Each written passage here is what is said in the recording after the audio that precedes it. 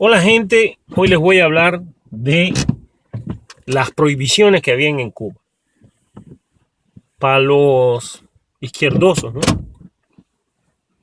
Que sí les gusta vivir en el capitalismo,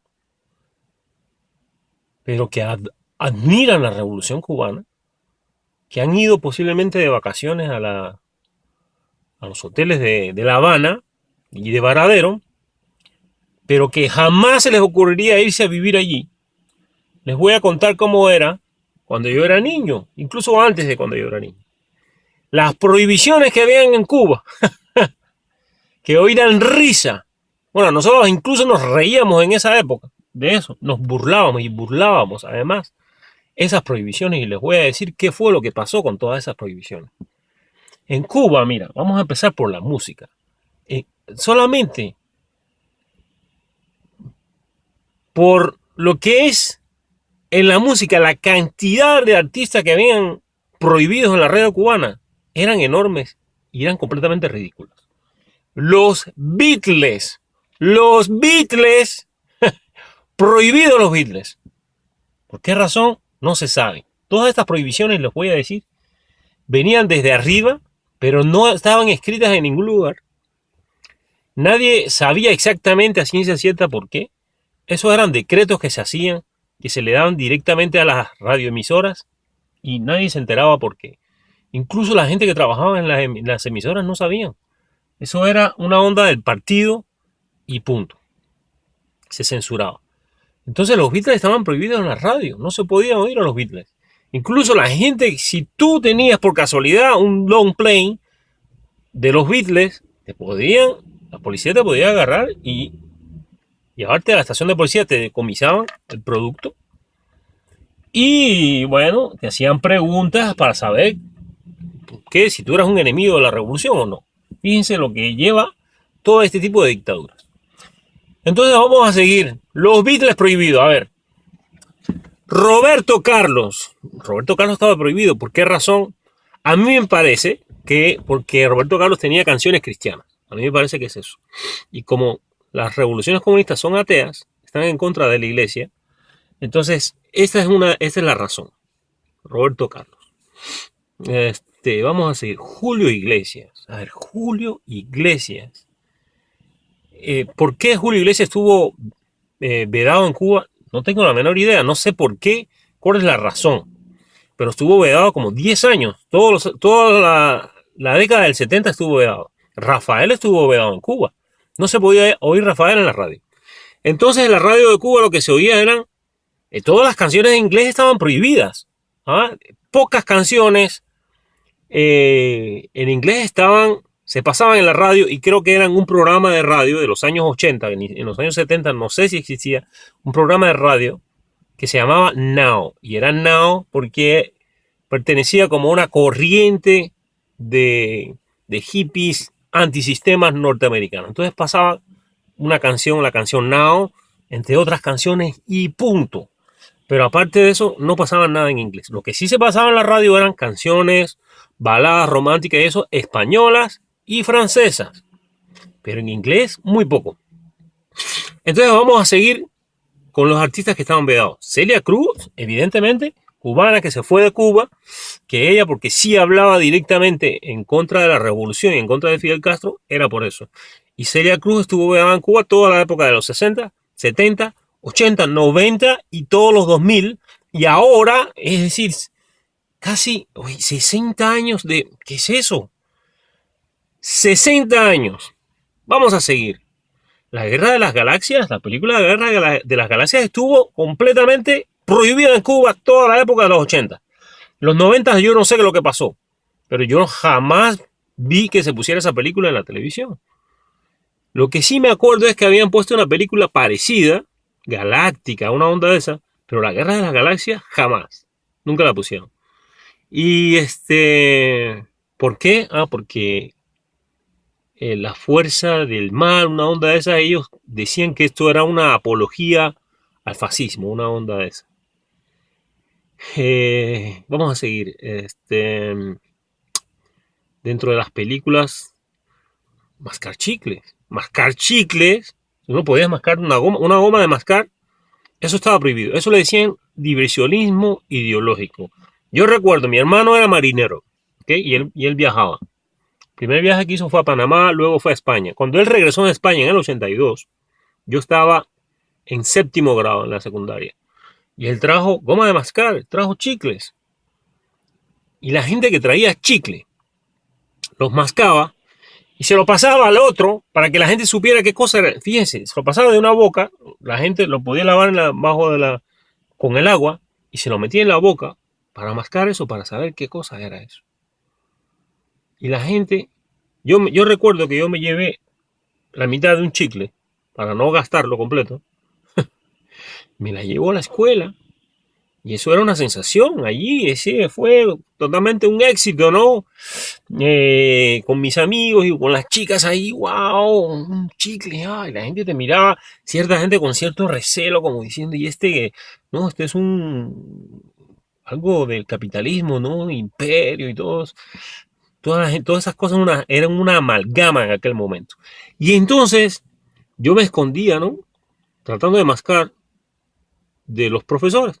Hasta que una maestra me descubre. Yo no sé de dónde fue exactamente, si fue dentro del aula o no, pero yo sé que me llama y ella me regaña y me dice que me saque eso de la boca, que eso era diversionismo ideológico. Y ahí empieza a dar una perorata ideológica que usted no se puede imaginar. La cantidad de estupideces. Mira, yo se lo juro por mi mamá, que esa mujer dijo que a causa de eso, de mascar chicle, los americanos tenían el mentón grande. Y la gente se creía esas cosas. Imagínate, tú estás hablando con niños de 12 años. Tú les estás diciendo eso y nosotros no éramos tan estúpidos. Es decir, yo tengo igual la esperanza de que la gente, dentro de ciertas ideologías totalitarias, aunque les metan eso en la cabeza, la gente no se las cree. La gente, la gente se queda callada, no dice nada, pero en el fondo dicen, ¿qué mierda me anda contando esto, no? Y entonces yo recuerdo que la reacción mía era esa. Es decir, bueno, pues en mi mente de niño de 12 años, yo decía, bueno, pues si tiene mentón grande, pues voy a tratar de mascar más chicle, ¿no? Porque el mentón grande parece que a las mujeres les gusta. Eso era en mi mente de niño. Y el chicle estuvo vedado en Cuba hasta principios de los años 90, que se empezaron a vender. Y eso fue una gran sensación en Cuba, ¿eh? Que los chicles empezaron a vender. Están vendiendo chicle, ya se puede comprar chicle. Imagínense eso. Imagínense eso. El rock, la música rock estuvo completamente prohibida en Cuba y los cubanos tienen un gran espíritu rockero.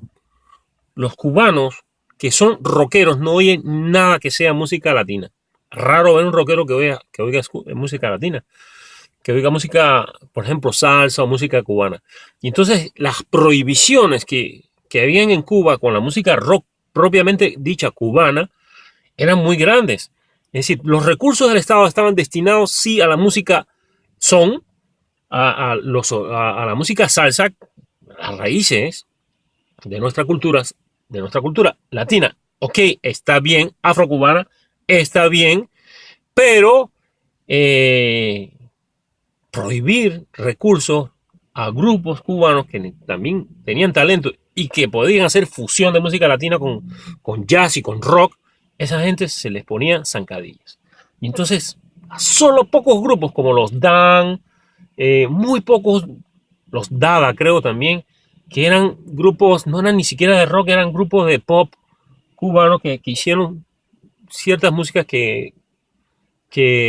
ciertas canciones, ¿no? Que los cubanos de esa época recuerdan con amor, pero los grupos de rock cubanos estaban completamente vedados, eran underground, es decir, eran gente que podían comprar guitarras eléctricas un poco por debajo de la mesa allí, de manera ilegal, buscar baffles, pasaban mucho trabajo, y los conciertos se hacían en ciertas casas de cultura, escondido, en los sótanos de ciertos teatros pequeños, ¿no? Por ahí se les dejaba hacer, y incluso había presencia policial y habían policías vestidos, yo recuerdo eso, habían policías vestidos de civil, vigilando quiénes eran la gente que estaban ahí dentro.